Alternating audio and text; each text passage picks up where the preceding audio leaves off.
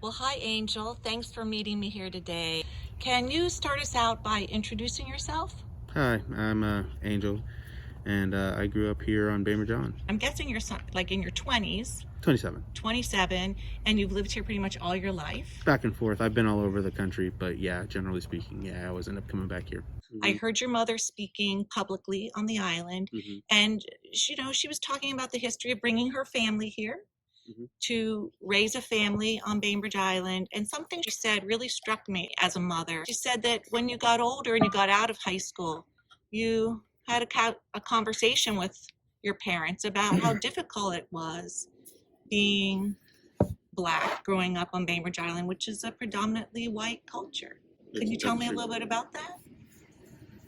Yeah, the reality of it is being here, there's only a handful of Black people that grew up here, and in my memory, growing up over the whole of living here when I was a kid through high school, probably only about 5 or 6 different Black people lived here, and like 3 of them were all part of one family.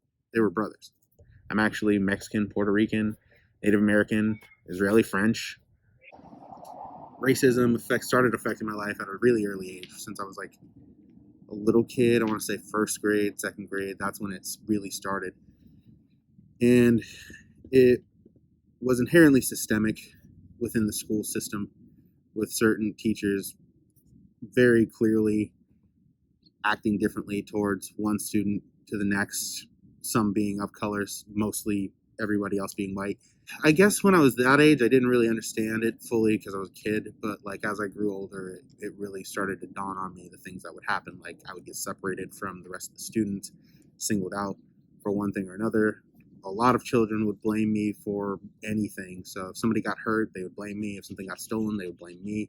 So a lot of the time I ended up in the principal's office, and it became an issue to the point where they thought I had behavioral issues, which in all honesty, I guess in some sense I did, because I was so angry about the things that kept happening. Like people would steal my things, and then when I would try to get them back, like confront them, and they would fight me, I would be the one that would get in trouble, not them. And they would blame me for the entire altercation and say that it was my fault.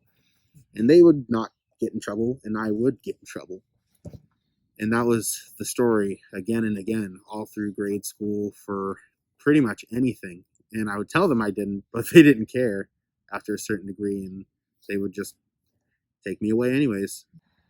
After a while being ostracized and being put in those situations and being called a criminal and like being called a bad kid, you start to act out. Mm-hmm. You're just going to find some reason to put me in jail anyways, so why should I care? Yeah. So because they didn't want to deal with it, they put me in special ed to separate me from the kids in an easier way. And even in special ed, like there were some good teachers, but a lot of the teachers that worked with the special ed students even were not equipped to take care of those children, and were very harmful, and in some cases very mean and hurtful. Just think of anything that would be a negative connotation, and somebody has called me that here. Because racism here is a lot more subversive than it is in a lot of other places. What they did in high school, dressing up in blackface, it was part of a spirit week. And in that spirit week, they had multiple different days about different themes and everything. But one of the days was North Kitsap Day. And on that day, white dudes came to school in blackface, wearing fucking basketball jerseys and basketball shorts and fake afros, and walking around talking fake jive. And a lot of the white girls that go here showed up with fake pregnancy stomachs and blackface as well. Like 2 of them did that. And we complained. My whole family complained. We sent emails. We did everything. And the school didn't even respond. They didn't even respond to any of the emails that my parents sent them. And this is not that long ago. No. This is 10 years ago, 12 years ago. I graduated in 2011. I've had the KKK put notes on my door. They've called my house, harassed my family. How do you heal from this, the trauma of your childhood, of being so maligned? I guess you don't. I guess you don't really heal from that, especially when people don't ever let you heal. As long as you exist, they won't let you heal.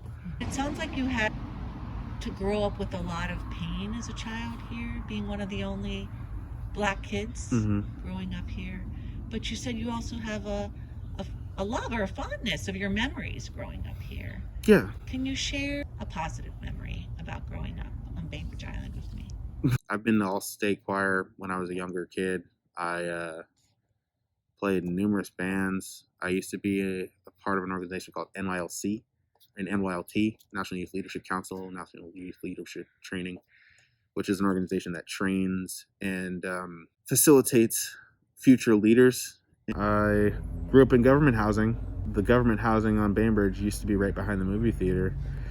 And that's how I ended up getting into film, is because my house was right next to a movie theater. So I would jump the fence and go see movies all the time. And I really appreciated that. Since then, I've worked in the music industry in Seattle, and personally, I have my own record company that I built up from the ground. It's like a studio as well. We do film, cinematography, music. We make videos, pretty much you name it. I make clothing, design clothing. I've been doing that since I was a kid.